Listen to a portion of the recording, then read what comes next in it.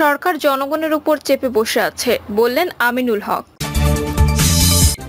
জানাবো বাংলাদেশ ব্যাংকের সাংবাদিকদের নিষেধাজ্ঞার বিষয়ে যা বলল বিএনপি।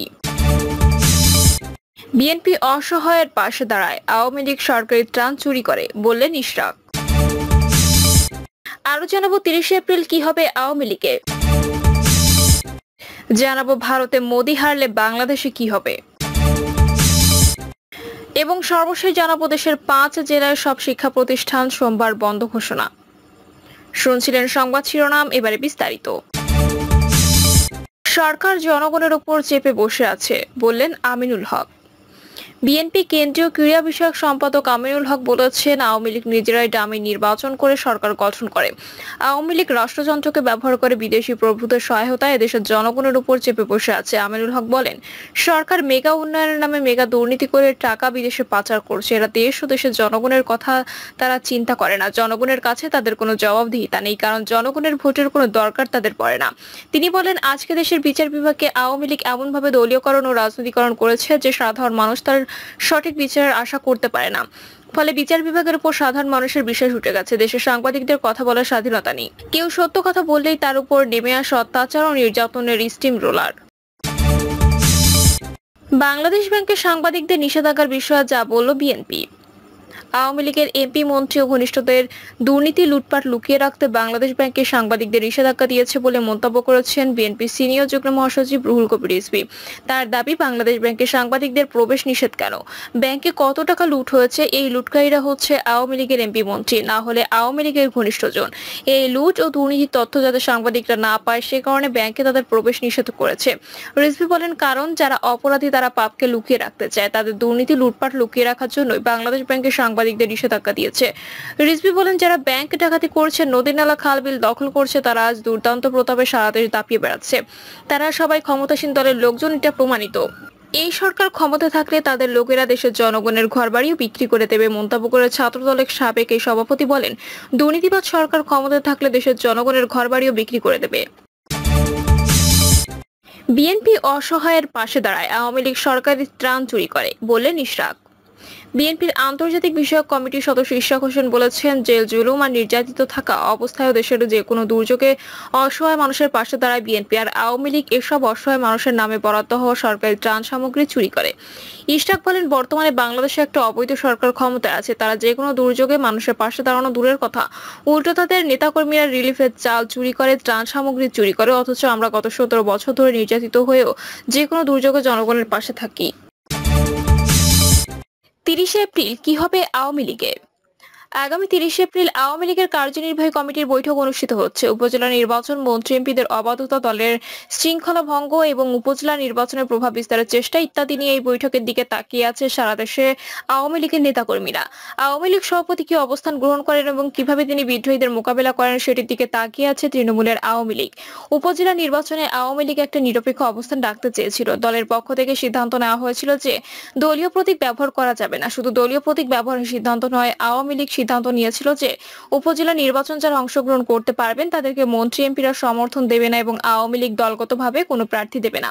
কিন্তু বাস্তবতা হলো, আওয়ামী লীগের এই নির্দেশনা অধিকাংশ মন্ত্রী এমপিরা মানেননি। তারা তাদের আত্মীয় স্বজনদেরকে প্রার্থী করেছেন এবং যারা আত্মীয় স্বজনকে প্রার্থী করেনি তারা নিজস্ব ব্যক্তিকে উপজেলা নির্বাচনে প্রার্থী করেছেন এলাকায় আধিপত্য রক্ষার জন্য। এ নিয়ে আওয়ামী লীগের সাধারণ সম্পাদক ওবায়দুল কাদের একাধিকবার নির্দেশনা দিলেও সেই নির্দেশনা মানেননি আওয়ামী লীগের মন্ত্রী এমপিরা। এই বাস্তবতায় আওয়ামী লীগের 30 এপ্রিলের বৈঠকের দিকে তাকিয়ে আছে নেতাকর্মীরা।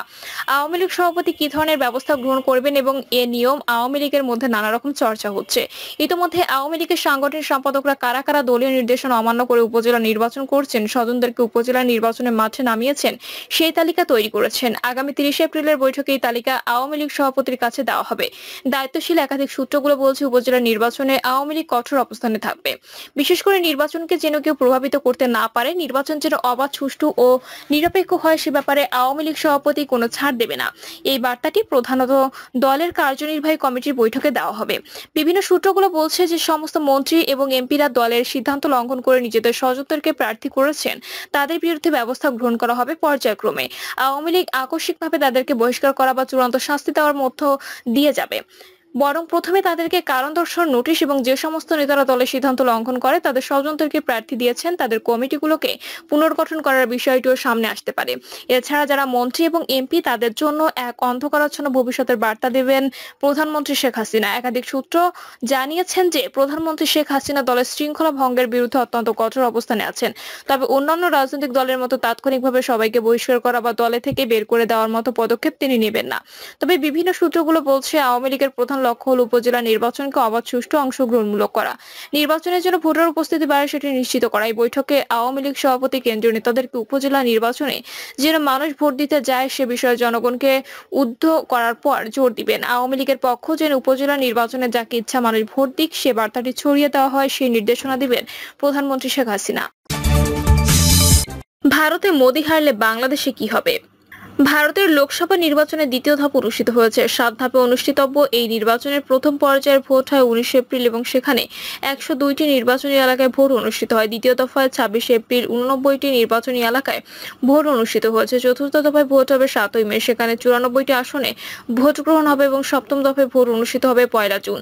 আর 4 জুন নির্বাচনের ফলাফল জানা যাবে। প্রথম 2 দফা ভোটের যে হার তাতে বিজেপির মধ্যে উদ্বেগ দেখা দিয়েছে। বিজেপির নেতারা ভোটে যে ভূমিদস্যু বিজয় আশা করেছিলেন সেটি হবে না। ভারতের কোনো গণমাধ্যমগুলো ভোটের ফলাফলের নাটকীয় ঘটনা ঘটার ইঙ্গিত দিচ্ছে। বিশেষ করে 2004 সালে নির্বাচনে যেভাবে কংগ্রেস অটল বিহারী বাজপেয়ী নেতৃত্বে বিজেপিকে ধরাশায়ী করেছিল সেরকম কোনো ঘটনা ঘটতে পারে বলে মনে আশঙ্কা করছেন অনেকে। অবশ্য এখনো আরো 5 দফা ভোট বাকি আছে এবং বিজেপি আশা করছে যে পরবর্তী ধাপগুলোতে ভোটের উপস্থিতি বাড়বে এবং বিজেপি তাদের জয়ের ধারা অক্ষুণ্ণ রাখবে। নরেন্দ্র মোদী ভোটারদের ভোট কেন্দ্রে দেওয়ার জন্য বারবার আহ্বান জানিয়েছেন।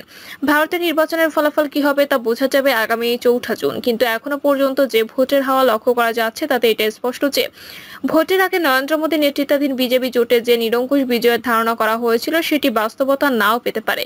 আর এই কারণে মোদী যদি শেষ পর্যন্ত পরাজিত হন তাহলে সেটি হবে ভারতের রাজনৈতিক ইতিহাসে একটি বড় ব্যতিক্রমী ঘটনা এবং এটি হবে ভারতের নির্বাচনের সবচেয়ে বড় চমক। এখন যখন ভারতের নির্বাচনে একটি হাড্ডাহাড্ডি লড়াই বা অনিশ্চয়তার ফলাফলের সংখ্যা জেগেছে তখন প্রশ্ন উঠেছে যে বিজেপি যদি এই নির্বাচনে পরাজিত হয় তাহলে বাংলাদেশে কি হবে?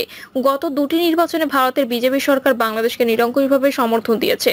2018 এবং 2024 নির্বাচনে আওয়ামী লীগ সরকারের প্রতি অকুণ্ঠ সমর্থন জানিয়েছে বিজেপি সরকার।